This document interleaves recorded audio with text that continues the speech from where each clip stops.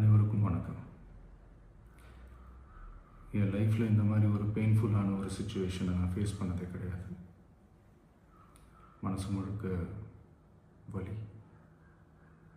வலி மட்டும்தான். இந்த சுற்றுப்பயணத்தில் என்னென்ன மக்கள் பார்க்க வராங்க, அதுக்கு ஒரே ஒரு காரணம் தான் அவங்க என் மேலே வச்சிருக்கிற அன்பும் பாசம். அந்த அன்புக்கும் பாசத்துக்கும் நான் எப்பவும் கடமைப்பட்டிருக்கிறேன். அதனால தான் இந்த சுற்றுப்பயணத்தில் மற்ற எல்லா விஷயங்களையும் தாண்டி மக்களுடைய சேஃப்டி, அதில் எந்த காம்ப்ரமைஸும் பண்ணிடக்கூடாதுன்றதுக்காக தான் அது என் மனசில் ரொம்ப ஆழமாக இருக்கும் அந்த எண்ணம். அதனால தான் இந்த அரசியல் காரணங்கள் எல்லாத்தையும் தவிர்த்துட்டு ஒதுக்கி வச்சுட்டு மக்களுடைய சேஃப்டி மட்டும் மைண்டில் வச்சுக்கிட்டு அதுக்கான இடங்களை சூஸ் பண்ணுறது, அதுக்கான இடங்களை பார்த்து பெர்மிஷன் கேட்குறது, போலீஸ் டிபார்ட்மெண்ட்டில் அதை ரிக்வெஸ்ட் பண்ணி கேட்போம். ஆனால் நடக்கக்கூடாதது நடந்துருச்சு. ஆனால் மனுஷன் தானே, அந்த நேரத்தில் அத்தனை பேர் பாதிக்கப்பட்டு இருக்கும்போது எப்படி அந்த ஊரை விட்டுட்டு என்னால் கிளம்பி வர முடியும்?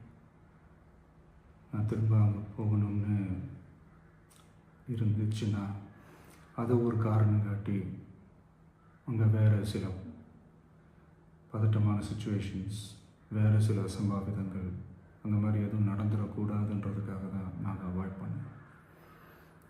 இந்த நேரத்தில் சொந்தங்களை இழந்து தவிக்கிற அத்தனை குடும்பங்களுக்கும் என்னுடைய ஆழ்ந்த இரங்கலை தெரிவிச்சுக்கிறேன். எனக்கு தெரியும், என்ன சொன்னாலும் இது ஈடேயாகாதுன்னு எனக்கு தெரியும்.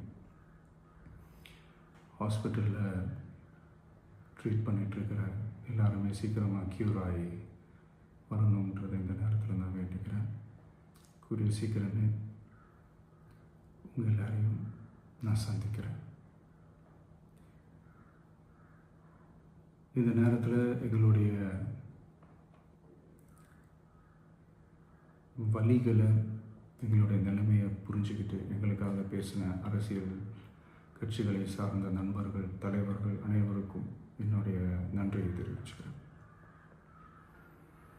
கிட்டத்தட்ட ஒரு 5 மாவட்டத்துக்கு பிரச்சாரத்துக்கு போனோம். இந்த மாதிரி எதுவுமே நடக்கல. ஆனால் கரூரில் மட்டும் ஏன் எப்படி நடக்குது, எப்படி நடக்குது?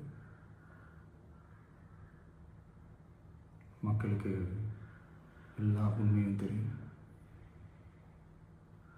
மக்கள் எல்லாத்தையும் பார்த்துக்கிட்டு இருக்கிறாங்க. கரூரை சேர்ந்த அந்த மக்கள் அந்த உண்மையெல்லாம் வெளியில் சொல்லும்போது எனக்கு கடவுளே நேரில் வந்து இறங்கி அந்த உண்மைகள்லாம் சொல்கிற மாதிரி எனக்கு தோணுச்சு. சீக்கிரமே எல்லா உண்மைகளும் வெளியில் வரும்.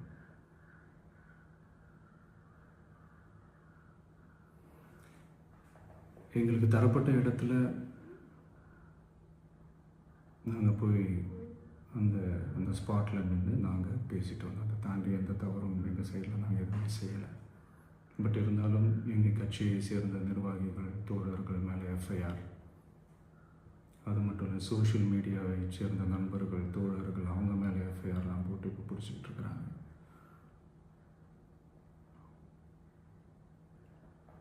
சிஎம் சார், உங்களுக்கு ஏதாவது இந்த பழி வாங்கணும் அப்படின்ற எண்ணம் ஏதாவது இருந்துச்சுன்னா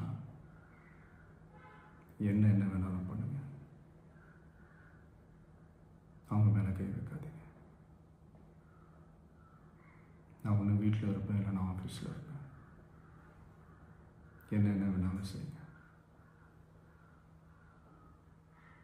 நண்பர்களே, தோழர்களே, நம்மளோட அரசியல் பயணம் இன்னும் ஸ்ட்ராங்காக, இன்னும் தைரியத்தோட கண்டினியூ ஆகும்.